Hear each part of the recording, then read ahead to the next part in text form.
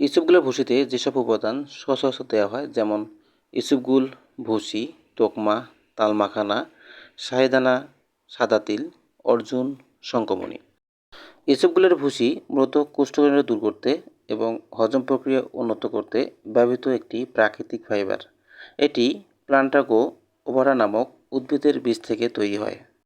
এর প্রধান উপকারিতা হলো এটি কোষ্ঠকাঠিন্য দূর করতে, এটি পেটে গিয়ে পানি শোষণ করে ফুলে ওঠে এবং মল নরম করে বের করে দিতে সাহায্য করে। ডায়রিয়া নিয়ন্ত্রণ রাখে। আশ্চর্যজনক হলেও সত্য, এটি অতিরিক্ত পানি শোষণ করে মলের ঘনত্ব বাড়াতে সাহায্য করে। ওজন কমাতে এটি খেলে পেট ভরা থাকে, ফলে খাওয়ার ক্ষুধা কম লাগে। রক্তের খারাপ কোলেস্টেরল কমাতে এটি কার্যকরভাবে ভূমিকা রাখে। রক্তের শর্করা নিয়ন্ত্রণ করে। ডায়াবেটিস রোগীদের ক্ষেত্রে এটি রক্তের চিনি শোষণ ধীর করে দেয়। খাওয়ার নিয়ম: 1 থেকে 2 চামচ ইসবগুলের ভুসি 1 গ্লাস পানিতে মিশিয়ে সাথে সাথেই খেয়ে নিতে হবে। কখন খাবেন? সবচেয়ে ভালো কাজ করে রাতে ঘুমানোর আগে বা সকালে খালি পেটে খেলে।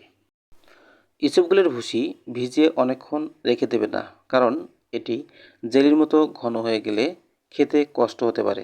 ইসবগুলের ভুসি খাওয়ার পর সারাদিনে পর্যাপ্ত পানি পান করতে হয়। পানি কম খেলে উল্টো কোষ্ঠকাঠিন্য বেড়ে যেতে পারে। পার্শ্ব প্রতিক্রিয়া: পেট ফাঁপা বা গ্যাস হতে পারে। খুব বেশি মাত্রায় খেলে অন্য ওষুধের শোষণ ব্যাহত হতে পারে। তাই যে কোনো ঔষধ অন্তত 1 থেকে 2 ঘন্টা আগে বা পরে এটি খাওয়া ভালো।